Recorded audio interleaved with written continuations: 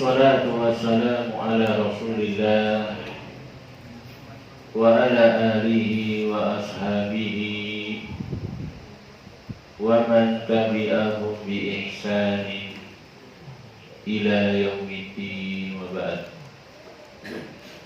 Ikhwani rahimani wa rahimakumullah, wa a'adzani Allahu wa iyyakum jami'an.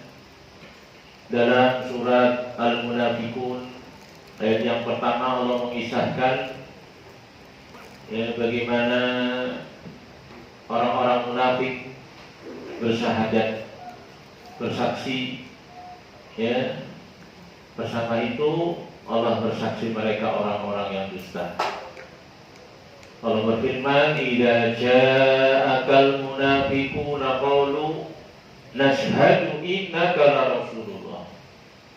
Wahai Nabi Allah, wahai Rasulullah, apabila datang kepadamu orang-orang munafik, kemudian mereka berkata, nashhadu innaka la rasulullah, kami bersaksi bahwasanya engkau adalah utusan Allah. Yaitu maknanya bersyahadat, menyatakan dengan lisannya masuk Islam. Allah menyatakan, wallahu ya'lamu innaka la rasulullah. Allah tahu engkau, wahai Nabi Allah, adalah Rasulnya. Muhammad adalah Rasulullah. Kemudian di akhir ayatnya Allah mengatakan, wallahu yashhadu innal munafiqina lakadzibun. Dan Allah bersaksi bahwasanya orang-orang munafik itu adalah orang-orang yang bohong, orang-orang yang dusta dalam persaksiannya. Allah tidak menerima syahadat yang mereka ucapkan karena mereka hanya mengucapkan dengan lisannya, sementara hatinya tidak membenarkan, tidak sesuai dengan apa yang ada di lisannya, tidak jujur. Dalam sebuah hadis dari Imam Bukhari dan juga Imam Muslim dari sahabat Mu'adz ibn Jabal, semoga Allah meridhoinya, Rasulullah sallallahu alaihi wasallam bersabda, "Ma min ahadin, tidak ada seorang pun yashhadu an la ilaha illallah wa anna Muhammadan Rasulullah, yang dia bersaksi tidak ada yang berhak diibadahi kecuali hanya Allah dan bahwasanya Muhammad adalah Rasulnya Allah." Apa kata Rasul? Sidqan min qalbihi. Dia mengucapkan dua kalimat syahadat tersebut, sidqan min qalbihi, benar-benar jujur dari hati nuraninya. Tidak ada beda antara lisan dengan hatinya, sama. Lisannya mengucapkan, hatinya membenarkan. Maka apa kata Rasul? Tidak ada hamba yang seperti ini illa harramahullahu 'alan nar, kecuali Allah akan haramkan api neraka baginya. Ini semuanya sekali lagi berikan faedah kepada kita. Syahadat bukan sekedar ucapan lisan, selesai urusan. Harus dibuktikan, harus dipenuhi apa yang menjadi syarat-syarat syahadat tersebut. Dan itu alhamdulillah sudah dikumpulkan oleh para ulama kita apa yang menjadi syarat-syarat tersebut. Kemudian yang kelima, al-mahabbah. Di antara syarat syahadat adalah al-mahabbah. Maksudnya mencintai kalimat tauhid ini. Cinta, senang dengan kalimat tauhid la ilaha illallah, dan juga mencintai apa yang menjadi kandungan di dalam kalimat tauhid ini, dan juga mencintai apa yang ditunjukkan, apa yang dimaui oleh kalimat tauhid ini, yaitu ibadah hanya kepada Allah saja.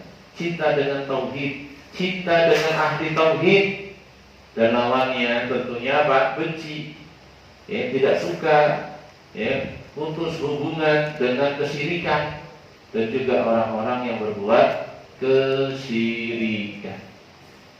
Ya, Allah Subhanahu wa taala berfirman, Dalam surat Al-Baqarah ayat 165, wa minan nas may yattakhidhu min dunillah andada yuhibbunahum ka hubbillah. Ada dari kalangan manusia itu orang-orang yang yattakhidhu min dunillah, mereka menjadikan selain Allah andada, tandingan-tandingan, yuhibbunahum ka hubbillah, yang mereka mencintai yang selain Allah tadi sebagai tandingan bagi Allah tadi, mereka mencintainya ka hubbillah, seperti cintanya kepada Allah. Ya, ini sering dijadikan dalil tentang syirkul mahabbah. Ya, syirik dalam kecintaan. Ya, syirik dalam kecintaan. Kecintaan ibadah adalah kecintaan yang disertai dengan menghinakan diri, merendahkan diri. Ya, jadi puncaknya cinta, puncaknya pengagungan, pemuliaan diberikan kepada selain Allah disertai dengan menghinakan diri, merendahkan diri. Kalau seperti ini cintanya sudah cinta ibadah. Sebagaimana dulu pernah kita bahas makna asal ibadah. Al-dhullu, ya, wal khudu, at-tadallul, itu makna asal ibadah, merendahkan diri, menghinakan diri. Ya. Nah ini kalau digabung antara puncak kecintaan, puncak pengagungan dengan puncak merendahkan diri, nah ini nanti sudah masuk dalam kategori ibadah. Begitu. Tapi kalau mencintai tapi tidak dengan merendahkan diri, menghinakan diri kepadanya, ini belum masuk cinta yang ibadah. Ya, maka nanti ada mencintai Allah. Ini yang pertama, ya, mencintai Allah. Dan wajib bagi setiap kita untuk menjadikan Allah itu yang paling dicintai, nomor satu. Dan itu secara akal yang sehat pun sesuai, ya. Secara akal yang sehat pun sesuai. Kemudian kalau di antara makhluk, Rasulullah yang paling dia cintai, nomor satu. Kalau di antara makhluk. Nah ini kalau kita sampai tingkatan seperti ini, maka kita akan merasakan manisnya iman, lezatnya iman. Ya, sebagaimana disebut dalam sebuah hadis dalam Bukhari dan juga Muslim, ada 3 perkara. Ya, barang siapa 3 perkara ini ada pada diri seseorang, maka dia akan merasakan lezatnya iman, manisnya iman. Ayyakunallahu wa rasuluhu ahabba ilaihi mimman siwahuma. Yang pertama, Allah dan Rasulnya lebih dia cintai daripada yang selain keduanya.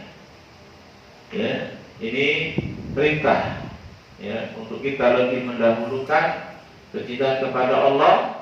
Ini nomor satunya. Kalau dari makhluk, ya, kepada Rasulullah daripada selain keduanya. Cinta itu muncul yang pertama dengan mengenali kesempurnaan yang dicintai. Allah Subhanahu wa ta'ala tentu yang paling sempurna dalam nama-namanya, dalam sifat-sifatnya, dalam perbuatan-perbuatannya, dalam karunia-Nya kepada kita, pemberiannya, rezekinya, tidak ada yang bisa nandingi. Ya, nyamai aja nggak bisa. Nggak ada apa-apanya, ikhwan. Kalau antum memiliki teman, suka bantu, suka nolong, ya, antum kesusahan dibantu, ditolong. Antum nggak punya beras, kasih beras. Nggak punya duit, kasih duit. Punya utang, dibayarin. Masya Allah. Sakit, diantar rumah sakit, dibayarin. Anaknya nunggak SPP, dibayarin. Masya Allah. Orangnya jujur, orangnya amanah, pemberani, sifat-sifat yang mulia ada banyak. Antum tidak bisa tidak mesti hati ini akan mencintai, ya, akan mengagungkannya. Antum tidak bisa tidak malu kalau merisihi orang tersebut. Malu nggak? Kalau nggak tahu malu antum. Udah kayak gitu orang baiknya masih berani merisihinya. Ini nggak tahu malu nih, kurang ajar bicaranya. Kalau itu makhluk, kita sudah malu merisihinya.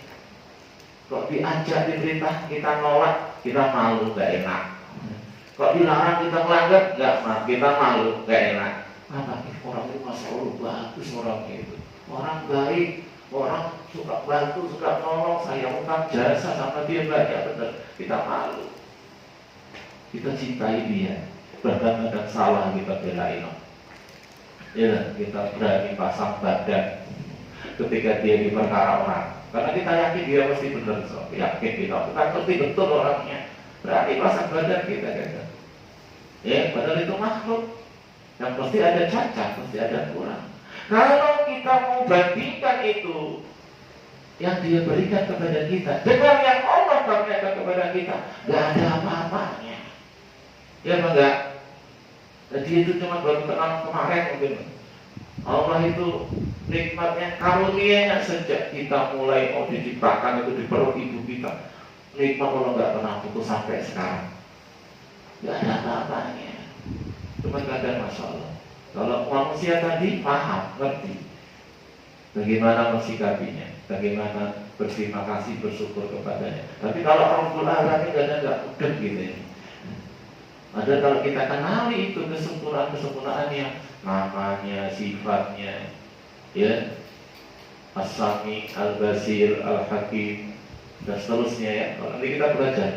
Nanti terakhir kita bahas asma wa sifat, itu pembahasan yang banyak juga, detail itu rinci nanti. Ini akan membuka cinta, ya, mengenali kesempurnaan, baik kesempurnaan fisik atau kesempurnaan akhlak. Kita itu ada dua bentuk fisik dan ada bentuk batin akhlak. Ini dua-duanya yang menyebabkan orang simpati, orang cinta, orang senang. Fisiknya sempurna. Ya, yang kedua akhlaknya sempurna. Dan Rasul itu dalam dua hal ini paling sempurnanya makhluk, dalam fisiknya dan juga dalam akhlaknya. Jadi kita tuh gak ada alasan untuk tidak mencintai Rasul lebih dari yang selainnya. Kita tidak punya alasan, walaupun secara akal, apalagi secara dalil. Ya, Umar bin Khattab pernah berkata dalam riwayat yang masyhur, la anta ya Rasulullah ahabbu ilayya, ya, min kulli syai illa nafsi, katanya. Kan gitu ya. Wahai Rasulullah, sungguh kau lebih aku cintai dari segala sesuatu apapun kecuali diriku. Kalau diriku ya aku lebih cinta diriku. Misalkan terancam gitu kondisinya, teman satu yang selamat, ya saya selamatkan diri saya, tidak urusin kamu. Ibaratnya begitu. Kata Rasulullah, tidak begitu wahai Umar. Tidak begitu. Sampai engkau lebih mencintai aku daripada seluruh manusia, bahkan daripada dirimu sendiri. Dan itu manusiawi, wajar, masuk akal. Mengapa? Beliau paling sempurna fisiknya. Rasul itu ya termasuk kesuksesan dakwahnya apa? Di antaranya bagusnya fisik. Jadi lihat fisik Rasul aja itu orang sudah lihat goblingnya Rasul itu, lihat wajahnya, lihat senyumnya itu sudah, ini orang jujur, ini orang terpercaya. Gak mungkin dia bukan model orang yang pendusta.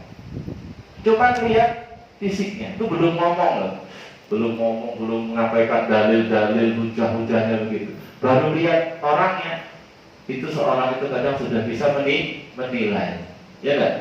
Kita itu kalau sering ibadah ya dekat kepada Allah, Allah beri apa? Firasat. Firasat itu apa? Firasat. Bisa Allah beri penilaian tentang seorang itu, baru dohirnya kelihatan. Ini mah bukan bohong ya, ini orang jadi wajahnya udah kelihatan. Ini wajah mesum, karena udah kelihatan dari situ. Allah beri firasat, bisa mengenali. Ya, belum ngomong itu. Rasul itu banyak yang masuk sama karena fisiknya aja sudah tertarik. sudah menaruh. Belum akhlaknya, apalagi ini. Tapi kita nggak menafikan, ya, ada kecantikan di fisik. Itu juga bikin jatuh cinta. Tapi yang lebih dari itu kecantikan akhlak. Kecantikan akhlak. Kadang orang itu suami istri, suaminya jelek tapi kok cinta betul ya istrinya ya. Belum tahu kamu. Jelek-jelek tapi dia tuh sayang, tanggung jawab, nggak pelit. Ganteng-ganteng tapi pelit. Ganteng-ganteng tapi nggak tanggung jawab, pengecut. Ada cinta akhirnya hilang. Ya, ini kita bicara Rasul ya, apalagi Allah gitu ya, apalagi Allah, Rasulnya seperti ini. Dan yang ketiga, orang itu jatuh cinta itu karena jasa, banyak utang jasa. Dan kita itu, kalau kita mau jujur, yang paling berjasa dalam hidup kita adalah Rasulullah. Seorang berhidayah kita ini, apa yang kedua? Rasulullah.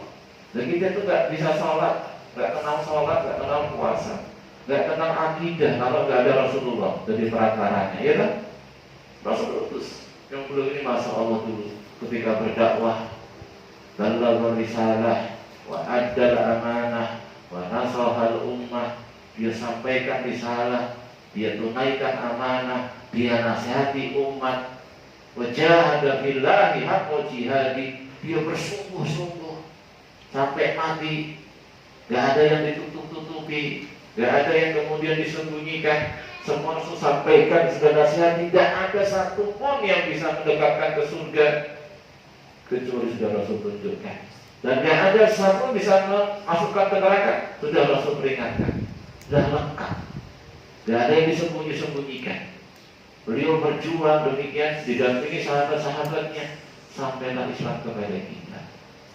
Kalau ada orang mengatakan yang paling berjasa sama kita ibu kita lah Pak, ibu kita itu masya Allah jasanya, kita tak ingkari. Tapi kalau mau jujur, lebihlah berjasa Rasul daripada ibu kita sendiri.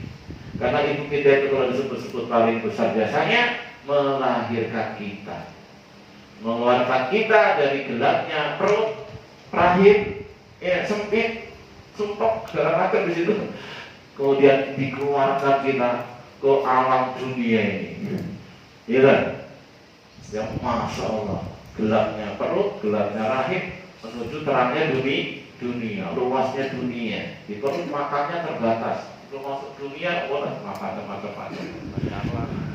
Di perut sempit, dunia luas. Tapi ini jasa ibu kita, belum jaminan kita masuk surga, belum jaminan kita bebas dari azab. Tapi jasanya Rasul, ya, kita ngerti akidah, ngerti ibadah, ngerti sholat, ini yang jadikan kita masuk surga. Ini poinnya di sini. Kalau ini kita pahami betul, kita akan lebih mencintai Rasul daripada ibu kita sendiri.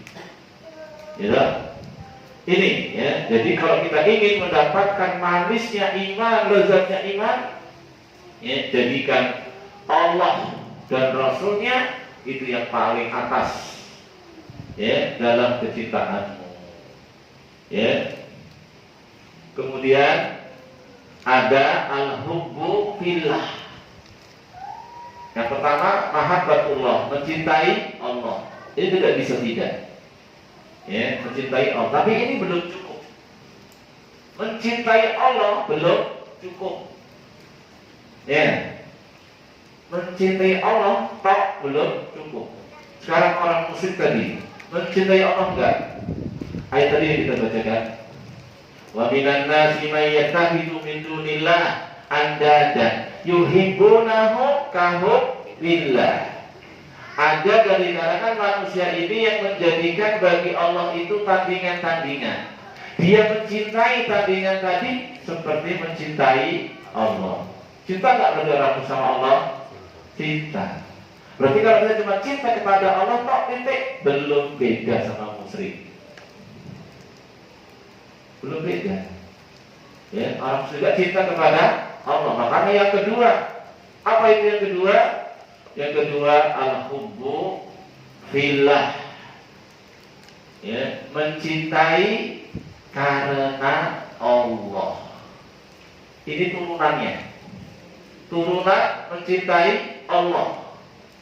Allah paling dicintai, turunannya apa? Dia tidak mencintai apapun, siapapun, kecuali apa?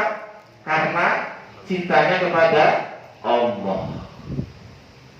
Cinta selain Allah tadi di bawah cinta Allah. Cinta selain Allah tadi karena Allah.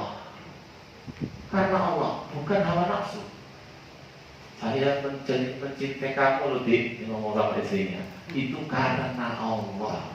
Bukan cuma hawa nafsu. Ya ada sisi hawa nafsunya, tabiatnya. Tabiat ada juga sama perempuan. Tapi ini tidak bermanfaat.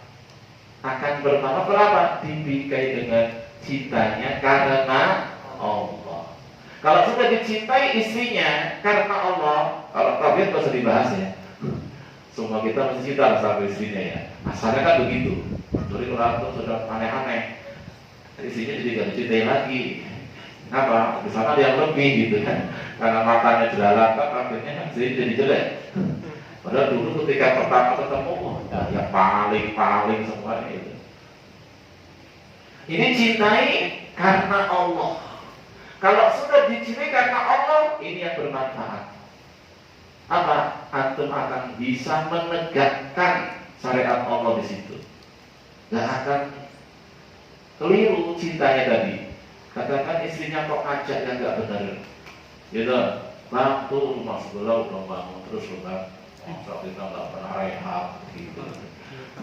Rumah sebelah tuh sudah beli mobil, kita naik hotel aja udah sampai loh. Panasan loh jalan. Katanya ini panas-panas ini. Suruh apa nih? Suruh korupsi ya. Atau suruh apalah biar bisa bangun rumah, bisa apa. Nah ini bilang sama dia, aku itu mencintai kamu karena Allah. Ya, kalau kamu aja begini nih sudah gak benar kamu bisa. Cinta karena Allah akan mengajak ke surga. Akan mengajak ke surga. Akan mengajak ke surga, akan mengajak jauh dari neraka. Begitu seorang istri melepas suaminya kerja, ya, wahai suamiku, bekerjalah, carilah rezeki Allah, ya, bersungguh-sungguh banyak berdoa. Tapi kami yang kau tinggalkan, ya, ini cintanya karena Allah, lebih bisa sabar untuk lapar daripada sabar di neraka. Ya, isbir fi talabil halal. Wahai suamiku, sabarlah mencari rezeki yang halal. Karena kami sabar kalau cuma lapar, kami kan tidak sabar kalau di neraka. Ini cintanya karena Allah.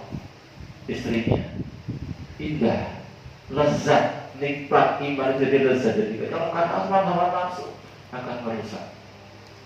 Ya, jadi cinta kepada Allah ini harus nomor satu. Kemudian apa? Mencintai apapun yang selain Allah itu karena Allah. Silahkan cintai suami, cintai istri, cintai anak, cintai harta. Oh, kita juga senang sama harta loh. Tapi apa? Bila karena Allah. Karena dengan harta itu bisa lebih meraih pahala yang banyak. Bisa dengan perantara harta kita mendekatkan diri kepada Allah. Jadi dia tak akan salah dari ketika dapat harta itu. Mengapa? Karena sudah dibingkai dengan apa? Karena Allah.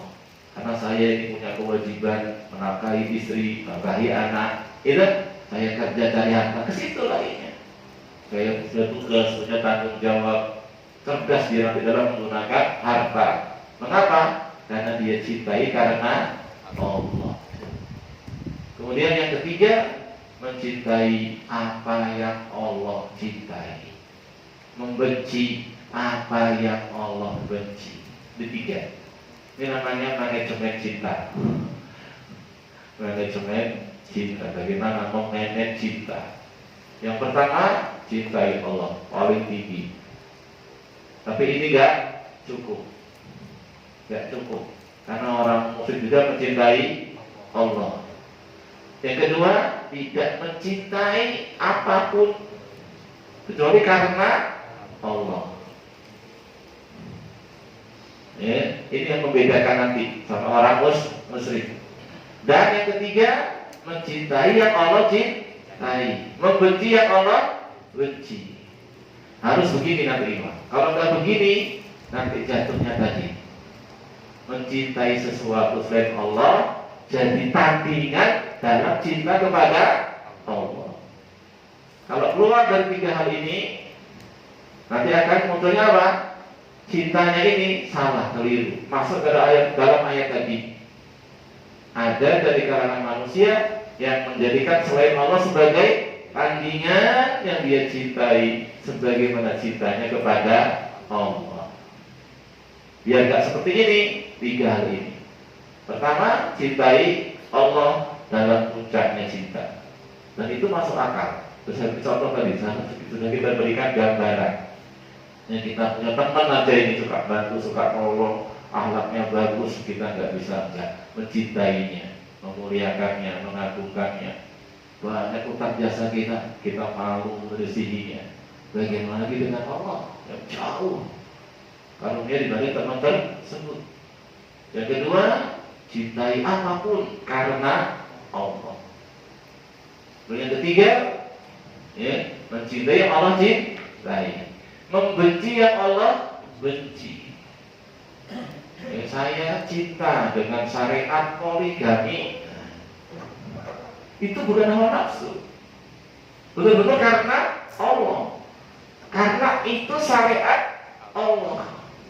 Maka dia itu bukan cuma poligaminya karena cocok, enggak. Tapi apa? Dia akan perhatikan juga apa? Syarat kalau mau poligami, adil, mampu. Dia perhatikan, karena Allah mensyariatkan poligami itu bagi yang mampu dan bagi yang bisa adil. Paling hitung ala ta'dilu fawahidah. Kalau